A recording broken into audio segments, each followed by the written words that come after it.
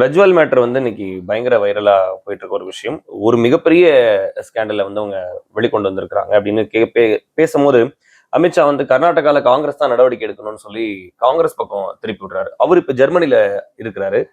கேள்வி என்னன்னா, பெண்களுக்கு எப்பவுமே பாதுகாப்பு வந்து பாஜக தான் கொடுக்குது அப்படின்னு அமித்ஷா சொல்லும்போது, ஜெர்மனிக்கு போனவரை வந்து திருப்பி இங்க அழைச்சிட்டு வரணும், கைது பண்ணி அழைச்சிட்டு வரணும் அப்படின்ற நடவடிக்கை வந்து மத்திய அரசு எடுக்கணுமா? மாநில அரசு எடுக்கணுமா? மத்திய அரசு தாங்க எடுக்கணும். It comes definitely under the home department தானே. வெளியுறவுத்துறை அமைச்சரை கிளம்பி போக சொல்லுங்க, இல்ல யாராவது ஒருத்தர் அனுப்ப சொல்லுங்க. அங்க போய் எங்க பதுங்கி இருக்காருன்றது he is a danger to the societyங்க. அப்ப இங்கே இவ்வளவு பெண்களை வந்து இவர் இது பண்ணியிருக்கிறாருன்னா, இவர் போய் ஜெர்மனில இருந்தா ஓல்ட் ஹேபிட்ஸ் டை ஹார்ட்னு சொல்லுவாங்க. அங்க எத்தனை பெண்களை இவர் வந்து he is a danger to the women in Germany also, no? இப்படிப்பட்ட ஆட்கள்லாம் சொசைட்டில முதல்ல நடமாட விடுறதே தப்பு தானே. ஸ்டேட் கவர்மெண்ட் பக்கம் திருப்பி விட்டுறாரு அமித்ஷா. எப்படி இல்ல நீ எனக்கு ஸ்டேட் கவர்மெண்ட்டை நோக்கியும் கேள்விகள் இருக்கு. பாஜகவை நம்ம எதிர்க்கணுங்கிறதுக்காக காங்கிரஸ் செய்யற எல்லா விஷயத்தையும் நம்ம வந்து தலையாட்டிட்டு இருக்க முடியாது. I have questions against the state government also.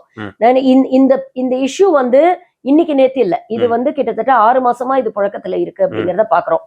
December மாசத்துல அந்த தேவராஜ கவுடாங்கிறவரு பிவை விஜயேந்திராக்கு வந்து, அதாவது அவர் தான் மாநில பாஜக தலைவர், எடியூரப்பாவோட மகன், அவருக்கு வந்து லெட்டர் எழுதுறாரு. பேரலல் பிஎல் சந்தோஷ், அவர் வந்து நேஷனல் ஜெனரல் செக்ரட்டரி, அவருக்கு ஒரு லெட்டர் எழுதுறாரு. கண்டிப்பா பிஎல் சந்தோஷ் வரைக்கும் நியூஸ் போயிருக்குன்னா அது வந்து அமித்ஷாவுக்கும் மோடிக்கும் போகாம இருந்திருக்குமா அந்த தகவல்?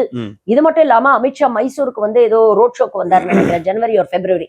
அப்ப நேர்ல சந்திச்சு இந்த விஷயத்த சொல்லியிருக்கலாங்க. இவர் மேல இவ்வளவு குற்றச்சாட்டுகள் இருக்கு, என்கிட்ட வீடியோ வந்திருக்கு அப்படின்னு. அண்ட் ரொம்ப நாசுக்கா அதுல என்ன சொல்லியிருக்கிறாருன்னா, இதே போன்ற வீடியோ காங்கிரஸ் தலைவர் டி.கே. சிவகுமாருக்கும் போயிருக்கு அப்படின்னு சொல்றாரு. ஆனா நேத்து பாத்தீங்கன்னா இந்த பிரஜ்வல் ரேவண்ணாவோட டிரைவர் வந்து வாக்குமூலம் கொடுத்திருக்கிறாரு. நான் வேற யார்கிட்டயும் வீடியோ கொடுக்கல, நான் தேவராஜ கவுடா கிட்ட மட்டும் தான் கொடுத்தேன். எனக்கு காங்கிரஸ் கிட்ட போறதுக்கு விருப்பம் இல்ல, ஏன்னா காங்கிரஸும் அவங்களும் நல்ல டேர்ம்ஸ்ல இருக்கிறாங்க, நாளைக்கு போனேன்னா எதுவும் வராதுங்கிறனால தான் நான் பிஜேபி தேவராஜ கவுடா கிட்ட மட்டும்தான் இந்த வீடியோ கொடுத்தேன் அப்படிங்கிறாரு. அப்ப அப்படிப்பட்ட ஒரு பென் டிரைவை கிட்டத்தட்ட 8000 காப்பி எடுத்து பஸ் ஸ்டாண்ட்லயும் போற வர இடத்துல, பஸ் ஸ்டாப்ல, பஸ் ஸ்டாண்ட்ல, பார்க்ல, எல்லா இடத்துலயும் வீசிட்டு போயிருக்கிறாங்க. பப்ளிக் கிட்ட 2 நாள் எலெக்ஷனுக்கு 26ஆம் தேதி எலெக்ஷன் நடக்குதுன்னா 24ஆம் தேதியோ 25ஆம் தேதியோ எல்லாருக்கும் டிஸ்ட்ரிபியூட் பண்ணிருக்கிறாங்க இந்த ஒரு விஷயம். அப்ப யாரு டிஸ்ட்ரிபியூட் பண்ணாங்க அப்படிங்கிற ஒரு கேள்வி வருது இல்ல. இது காங்கிரஸ் பண்ணிச்சா இல்ல பிஜேபி தரப்புலயே இவர் மேல காழ்ப்புணர்ச்சி இருந்து, ஏன்னா இவருக்காக பிரச்சாரம் பண்ண மாட்டோம்னு அந்த லோக்கல் பிஜேபி தலைவர்கள் எல்லாம் வந்து போராட்டம் பண்ணியிருக்காங்க. இவ்வளவு மோசமான ஒரு விஷயம் பண்ணியிருக்கிறாரு, இவருக்கு எதிராக பிரச்சாரம் பண்ண மாட்டோம்னு சொல்லியிருக்காங்க. அதுக்கப்புறம் விஜயேந்திரா வந்து அவங்களை ஃபோர்ஸ் பண்ணி இல்ல கூட்டணி கட்சி சார்பில் நிக்கிறாரு, நீங்க பிரச்சாரம் தான் பண்ணணும்னு சொல்லி அதுக்கப்புறம் தான் அங்க போய் பிரச்சாரம் எல்லாம் பண்ணி. ஏன் அவர் ஆதரிக்க வேண்டிய கட்டாயத்துல பாஜக தள்ளப்படுது? பொலிட்டிக்கல் ரீசன்ஸ் தான், வேற என்ன. இப்போ இவங்க வந்து they belong to a very strong communityங்க, ஒக்கலிகா கம்யூனிட்டி. ஒக்கலிகா கம்யூனிட்டிக்கு கிட்டத்தட்ட northern if you take north and south கர்நாடகாவுக்கு முடிஞ்சிடுச்சு தேர்தல். கிட்டத்தட்ட 14 கான்ஸ்டிடியூன்சிஸோ என்னமோ இருக்கு, அதுல முடிஞ்சிடுச்சு. அங்கே வந்து கிட்டத்தட்ட 40-45% ஒக்கலிகா கம்யூனிட்டியோடைய ஓட் ஷேர். அண்ட் நார்தன் கர்நாடகால பாத்தீங்கன்னா ஆல்மோஸ்ட் 20-25% இருக்காங்க அவங்க.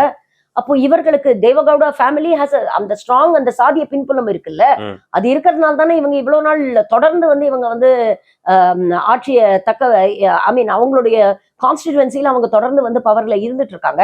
இவங்களுக்கு லிங்காயத்தோடைய சப்போர்ட்டும் ஸ்லோவா கொஞ்சம் குறைஞ்சிருச்சு. இப்ப கடந்த அசம்பிளி எலெக்ஷன்லயே பாத்தீங்கன்னா லிங்காயத் கம்யூனிட்டியோட ஓட் பேங்க் ஆதரவு வந்து இவங்களுக்கு கன்சிஸ்டன்டா குறைஞ்சிட்டு வருது. அப்ப எப்படியாவது ஏதாவது ஒரு விஷயத்த பண்ணிதான் இவங்களை வந்து நம்ம கன்சாலிடேட் பண்ண முடியும் அப்படிங்கிற ஒரு விஷயத்துக்காக இவங்க இறங்குறாங்க. அப்போ உங்களுக்கு ஒரு ஓட்டு ரொம்ப முக்கியம், நாம ஜெயிக்கிறது. நான் என்ன கேட்கிறேன், இப்ப 4 சீட் தானே கொடுத்துருக்கீங்க ஜேடிஎஸ்க்கு. இப்போ அமித்ஷா வந்து காங்கிரஸை நோக்கி கேள்வி கேட்கிறாருல, நீங்க வந்து நடவடிக்கை எடுத்திருக்கலாமே, நீங்க ஏன் நடவடிக்கை எடுக்கல? உங்களுக்கு டிசம்பர் மாசமே இந்த விஷயம் எல்லாம் தெரியும்ல, நீங்க நடவடிக்கை எடுத்திருக்கலாமே. இல்ல நடவடிக்கை எடுக்கிறத விடுங்க, நீங்க 4 சீட் தானே அவங்களுக்கு கொடுத்துருக்கீங்க. 28 சீட்ல 4 சீட் தான் ஜேடிஎஸ் நிக்குது, மீதி 24 சீட்லயும் பிஜேபி தான் நிக்குது. 4 சீட்டு போனா போதுன்ட்டு கூட்டணியில இருந்து கழட்டி விட்டுட்டு போக வேண்டியது தானே. இவ்வளவு மோசமான ஒரு விஷயத்த செஞ்ச அப்பா புள்ள 2 பேரோட நாங்க கூட்டணி வச்சுக்க மாட்டோம், எங்களுக்கு இந்த கூட்டணி தேவையில்லை, நாங்க கூட்டணியில விளங்கிக்கிறோம்னு விளங்கிக்க வேண்டியது நாங்க. அப்ப அந்த 4 சீட்டுக்காக நீங்க வந்து ஒரு 4000 பெண்களுடைய வாழ்க்கையோட அவன் விளையாடினா பரவாயில்ல அப்படிம்பீங்களா? அப்போ உங்களுக்கு அந்த பாதிக்கப்பட்ட அந்த 1000-1500 பெண்களை பத்தி உங்களுக்கு கவலை இல்லை, உங்களுக்கு அந்த 4 சீட்டு தான் முக்கியமாப்படுது. அப்ப இவங்களுடைய ஆட்டிடியூட கேள்வி கேட்க தானே வேணும். 6 மாசமா உங்களுக்கு தெரிஞ்சிருக்கு, நீங்க ஹோம் மினிஸ்டர் தானே, நீங்க தானே மேடைக்கு மேடை நாரி சக்தின்னு பேசுறீங்க, பேட்டி பச்சாவ் பேட்டி படாவ்னு நீங்க தானே வாய்க்கிலேயே பேசுறீங்க. உங்க பிரதமர் தானே பேசுறாரு காங்கிரஸ் வந்து தாலி முதல் கொண்டு உருவாம விட மாட்டாங்கன்னு. இன்னைக்கு எத்தனையோ பெண்களுடைய வாழ்க்கை கேள்விக்குறியாக்கி இருக்கே. இந்த வீடியோஸை மார்க் பண்ணாம ரிலீஸ் பண்ணிருக்காங்க. யார் ரிலீஸ் பண்ணாங்கன்னு தெரியல. பிரஜ்வல் ரேவண்ணா விட அவன் பெரிய குற்றவாளின்னு பண்ணான். கண்டிப்பா. ஏன்னா இந்த நோக்கம் வந்து அந்த பெண்களுக்கு நியாயம் வாங்கி கொடுக்கணுங்கிறது நோக்கமா இருந்ததுன்னா இதை நேரா கொண்டு போய் கொடுக்க வேண்டிய இடத்துல கொடுத்துருக்கலாம். ஒரு கமிஷனர்கிட்ட கொடுத்துருக்கலாம், இல்ல ஒரு விமென்ஸ் கமிஷன்ல கொண்டு போய் கொடுத்துருக்கலாம், இல்ல நேரடியா கோர்ட்டுக்கு போய் கொடுத்துருக்கலாங்க. இந்த மாதிரி வீடியோஸ் இருக்குன்னு அப்ப அந்த பெண்களுடைய பாதுகாப்பு உணர்ந்து அந்த பெண்களுக்கு நியாயம் கிடைக்கணுங்கிறதுக்காக பண்ணிருக்காங்கன்னு. இதுல பாதிக்கப்பட்ட பெண்களும் வெளியே தலை காட்ட முடியாத ஒரு நிலை. ஆமா, நீங்க யோசிச்சு இத வந்து இப்போ இந்த வீடியோஸ் வெளியில வந்ததுக்கு காரணமே பொலிட்டிக்கலா இவங்களை டிஸ்ட்ராய் பண்ணணும், காலி பண்ணணும் அப்படிங்கிற ஒரு விஷயம் தானே. அது பிஜேபியே செஞ்சிருந்தாலும் சரி, காங்கிரஸ் செஞ்சிருந்தாலும் சரி, அது தப்பு தானே. யார் பண்ணிருந்தாலும் பெண்களுக்கு யார் பண்ணாலும் தப்பு. ஏன்னா அல்டிமேட்டா அந்த பெண்களுக்கு நியாயம் கிடைக்கணும்னு பார்த்தா இன்னைக்கு அந்த பெண்களோட ஃபேஸஸ் எல்லாம் எக்ஸ்போஸ் ஆயிடுச்சுங்க. 5 பெண்கள் வந்து தற்கொலைக்கு முயற்சி பண்ணியிருக்காங்களாம். எத்தனையோ பெண்கள் வீட்டுல வந்து அவங்க கேள்வி கேட்பாங்கல்ல. இப்ப ஏதோ ஒரு இடத்துல ஏதாவது ஒரு காலகட்டத்துல இவங்களோட அசோசியேட்டடா இருந்தவங்கன்னா அந்த வீட்டுல இருக்கக்கூடிய ஆம்பளை அந்த பெண்ணை கேள்வி கேட்க மாட்டானா? நீ ஒரு காலத்துல ஒர்க் பண்ணிட்டு இருந்தியே, உனக்கு இந்த மாதிரி ஏதாவது ஆயிடுச்சா, உன்னோட வீடியோ ஏதாவது இருக்கா, அது எப்ப வருமோ அப்படின்ற ஒரு கேள்வி கேட்டா அந்த பெண் எப்படிங்க பதில் சொல்ல முடியும்? எவ்வளவு மன உளைச்சலுக்கு ஆளாகிறாங்க பாருங்க அந்த பெண்கள். they were already been victimized. they were already been sexually victimized. யாருமே வந்து மனசார போய் விரும்பி எல்லாம் போறது இல்லைங்க. மிரட்டி உருட்டி அவங்கள வீடியோ எடுத்து வச்சு அதை வச்சு பிளாக்மெயில் பண்ணிருக்கான். இன்னைக்கு 5 பேர் தற்கொலை பண்ணிருக்காங்கன்னு சொல்றாங்க, முயற்சி பண்ணாங்கன்னு சொல்றாங்க. எத்தனை பேர் தற்கொலை பண்ணிக்கிட்டாங்க நமக்கு என்ன தெரியும்? 5 வருஷமா இந்த கூத்து நடக்குதாமே. அப்ப எத்தனை பேர் வந்து உயிரை மாச்சிட்டு இருக்காங்க? அதெல்லாம் எத்தனை பேரை இவங்க வந்து கடந்து போயிருக்கிறாங்க? எத்தனை சிறார்கள் இதுல இன்வால்வ்டு? 68 வயசு பெண் வந்து அந்த ஒரு வீடியோ அது படிக்கும் போதே நமக்கு அவ்வளோ இதுவா இருக்குங்க. அப்ப அந்த வீடியோவை பார்த்தா எவ்வளவு மனசு கஷ்டமாயிடும். அந்த அம்மா கெஞ்சுதான், எனக்கு உங்க அம்மா வயசு ஆகுதுப்பா, என்னை விட்டுடு அப்படின்னு கெஞ்சுதான் அந்த அம்மா. அப்ப உன் தாய் வயசு இருக்கக்கூடிய ஒரு பெண்ணோடயே நீ இப்படி இருப்பேன்னா 18 வயசு இருக்கக்கூடிய கீழே இருக்கக்கூடிய பெண்கள் எல்லாம் வந்து கட்சியில இருக்கக்கூடிய தொண்டர்களோட வீட்டு பெண்களையே இவங்க நாசம் பண்ணி இருக்கிறாங்களாங்க. 2 SI போலீஸ் SI 2 பேர் அதுல வந்து they are victims.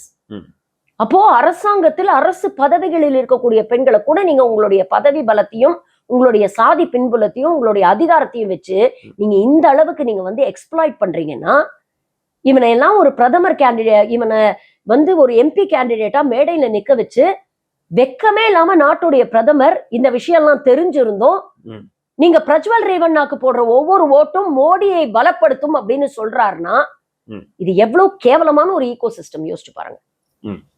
அதுதான், அவ்வளவுதான் அவங்களுக்கு பெண்கள் மீது மதிப்பு. எனக்கு வந்து இதுல பெரிய ஆச்சரியப்படுறதுக்கு எல்லாம் எதுவுமே இல்லை. ஏன்னா கடந்த காலங்கள்லயும் பிஜேபி இதைதான் பண்ணியிருக்கிறாங்க. மல்யுத்த வீராங்கனைகள் அவ்வளவு போராடினாங்க. அதுல ஒருத்தங்க வாக்குமூலமே கொடுத்தாங்க, மோடிக்கு இதை பத்தி தெரியும், நாங்க மோடியை பிரைவேட்டா மீட் பண்ணும்போது இந்த விஷயத்த பத்தி பேசியிருக்கிறோம் அப்படின்னு சொல்லி வாக்குமூலம் கொடுத்தாங்க. அப்பவும் மோடி ஒன்னும் பேசலையே. இன்னமும் அந்த பிரிஜ்பூஷன் சரண் சிங் பாஜகல தான் இருக்கிறாரு. இன்னும் அந்த தொகுதியில எல்லாம் தேர்தல் வந்து அவர் கேண்டிடேட்டா இல்லையான்னு இன்னும் அவங்க கன்ஃபார்ம் பண்ணாம வச்சிருக்காங்க. நாளைக்கு வெக்கமே இல்லாம அவனை கேண்டிடேட்டா நிப்பாட்டினாலும் நிப்பாட்டுவாங்க. பெனாரஸ் யூனிவர்சிட்டியில நடந்தது இல்லையா, பிஜேபியை சேர்ந்த 3 IT விங்கை சேர்ந்த 3 நபர்கள் அந்த பெண்ணை வந்து நிர்வாணப்படுத்தி போட்டோ எடுத்து டார்ச்சர் பண்ணி பிளாக்மெயில் பண்ணிட்டு இருந்தாங்க. அவங்களுடைய போட்டோஸ் எல்லாம் நம்ம பார்க்கலையா? எல்லா பிக் லீடர்ஸோட, மோடியோடய அமித்ஷாவோடய அவங்க எடுத்த போட்டோஸ் எல்லாம் வைரல் ஆச்சு பார்க்கலையா? மணிப்பூர்ல 2 பெண்களை நிர்வாணப்படுத்தி ஊர்களை கூட்டிட்டு போனாங்க. நேஷனல் கமிஷன் ஆஃப் விமென்ல கம்ப்ளைண்ட் கொடுத்து 40 நாள் தூங்கிட்டு இருந்தது நேஷனல் கமிஷன் ஃபார் விமென். எங்க போனாங்க இப்ப அந்த ரேகா சர்மாவும் குஷ்பு சுந்தரும்? வாய்க்கிலேயே பேச தெரியுது இல்ல. எதிர்கட்சியில நீங்க இதே யோசிச்சு பாருங்க, எதிர்கட்சியில இருக்கக்கூடிய யாராவது ஒரு தலைவர் இந்த மாதிரி ஒரு இஷ்யூல மாட்டிருந்தாங்கன்னா இந்த பிஜேபி ஈகோ சிஸ்டம் எப்படி ரியாக்ட் பண்ணிருக்கோம் யோசிச்சு பாருங்க. ஒட்டுமொத்த என்ன கோடி மீடியாவும் இன்னைக்கு கர்நாடகால வந்து இறங்கியிருக்கோம். மார்னிங் டு ஈவினிங் டிபேட் நடத்திருப்பாங்க. இப்ப இந்த பிரஜ்வல் ரேவண்ணா ஜெர்மனிக்கு தப்பிச்சு போயிட்டான்னா ஒட்டுமொத்த டைம்ஸ் நவ் அர்னாப் கோஸ்வாமில இருந்து நவிகா குமார் வரைக்கும் ஜெர்மனிக்கு போயிருப்பாங்க. அங்க நின்று அங்கேருந்து வந்து இன்டர்வியூஸ் பண்ணிருப்பாங்க. அங்கேருந்து கிரவுண்ட் ரிப்போர்ட்டிங் அப்படின்னு இவங்க பண்ணிருப்பாங்க. ஒட்டுமொத்த சோசியல் மீடியாலையும் வாட்ஸ்அப்ல தினம் இது பற்ற செய்திகள் வந்து உங்களுடைய வாட்ஸ்அப்ல வந்து விழும். இவ்வளவு பண்ணிருப்பாங்க அவங்க. இன்னைக்கு யாராவது ஒருத்தர் ஒரு வார்த்தை பேசுறாங்களா? இதே கர்நாடகா மாநிலத்தை சேர்ந்தவர் தானே நிர்மலா சீதாராமன். ரேஷன் கடையில மோடியோடைய போட்டோ வைக்கலன்னு அந்த கலெக்டரை கூப்பிட்டு வச்சு வாங்குன்னு வாங்கினாங்கல்ல. இப்ப என்ன கிளிக்கிறாங்க? ஏன் வாய் மூடிட்டு இருக்கிறாங்க? எங்க போச்சு இப்போ? அப்ப நாரி சக்தி, பேட்டி பச்சாவ், பேட்டி படாவ் இதெல்லாம் வெறும் வாய் வார்த்தைகள். They don't mean anything of what they say. சும்மா உதட்டளவுல பேசுறது. என்ன பாரத் மாதா கி ஜெய், பாரத் மாதா கி ஜெய்னு ஒரு ஒரு ஒரு நாளைக்கு ஒரு 100 தடவை சொல்லுவாங்க. உண்மையிலே பெண்களை வந்து நீங்க வந்து தாய் மாதிரி நினைச்சீங்கன்னா இது போன்ற விஷயங்களை வந்து நீங்க என்னைக்குமே வந்து இது பண்ண மாட்டீங்க, சப்போர்ட் பண்ண மாட்டீங்கல்ல. ஒருவேளை அவங்க மேல தப்பு இல்லாம இருந்திருந்தா ஒரு ஜெர்மனிக்கு போயிருக்க வேண்டிய அவசியமும் இல்ல. அவங்க சொன்ன மாதிரி இல்ல இந்த வீடியோ மார்ஃபிங் பண்ணி வெளியிட்டு இருக்காங்க. ஏங்க ஒரு வீடியோ மார்க் பண்ண முடியும், 2 வீடியோ டீப் ஃபேக் பண்ண முடியும், 3000 வீடியோவா? 3000 வீடியோவையா மார்க் பண்ண முடியும், இல்ல இது பண்ண முடியும்? இது வெளியில கொண்டு வந்தது உங்க டிரைவர் தானே. அவரே சொல்றாரு, ஆமா நான் தான் அந்த வீடியோ எல்லாம் எடுத்தேங்கிறான் அந்த டிரைவர். என்னையே வந்து இது பண்ண பாக்குறாங்க அப்படின்னு சொல்றா. என்கிட்ட இருக்கக்கூடிய நிலங்களையே பிடிங்க வைக்க பாக்குறாங்க, என்னையே இவங்க வந்து காலி பண்ண பாக்குறாங்க அப்படின்னு, அதனாலதான் நான் இதெல்லாம் வெளியில விட்டேன் வேற சொல்றான். அப்போ என்ன நடக்குது? இத அல்டிமேட்லி நீங்க நாட்டில் இருக்கக்கூடிய பெண்களுக்கு என்ன செய்தியை கடத்துறீங்க? இங்க வந்து பெண்ணுக்கு எதிராக என்ன வன்கொடுமை நடந்தாலும் ஆட்சியில இருக்கக்கூடியவர்கள், ஆட்சியில இருக்கக்கூடிய அதிகார பதவியில இருக்கிறவங்கள சப்போர்ட் பண்ணுவாங்க. நமக்கான நீதி, நேர்மை, நியாயம்லாம் எங்கேயுமே கிடைக்காது. அதனால இந்த மாதிரி விஷயங்கள் நடந்தா கூட வாயை மூடிட்டு வீட்டுல உட்காரணும், இதெல்லாம் வெளியில சொல்லக்கூடாதுங்கிற மாதிரி ஒரு தவறான விஷயத்த தானே நீங்க கடத்துறீங்க. நாளைக்கு யோசிச்சு பாருங்க, அரசியலுக்கு வரணும்னு நினைக்கக்கூடிய பெண்களை அவங்க வீட்டுல விடுவாங்களா? இது போன்ற ஒரு 4 சம்பவம் நியூஸ்ல பார்த்தாங்கன்னா, உனக்கு எதுக்கு அரசியல்னா தேவையில்லை, அங்க இருக்கிறவங்க எல்லாம் ஒரே பொறுக்கி என் பொம்பளை பொறுக்கியா இருக்கான், நீ அங்கெல்லாம் போகாத, நீ களத்துல போய் இது பெண்களை இன்டைரக்டா நீ வீட்டுல போட்டு திரும்ப அடைக்கிற ஒரு முயற்சியா தானே இது இருக்கு. நாளடைவுல இதை காரணம் காட்டி அதை தானே செய்வாங்க. நீ வெளியில போகாத, நீ எங்கேயும் போக வேண்டாம், நீ வீட்டுல உட்காருன்னு தானே சொல்லுவாங்க.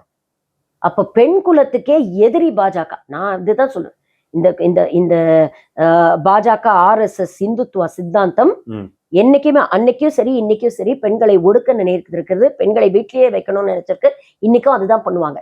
சும்மா டோக்கனிசம் தான். பாருங்க நாங்க இவ்வளவு பெண் மந்திரிகளை வச்சிருக்கோம், பாருங்க நாங்க ஒரு பழங்குடியின பெண்ணை வந்து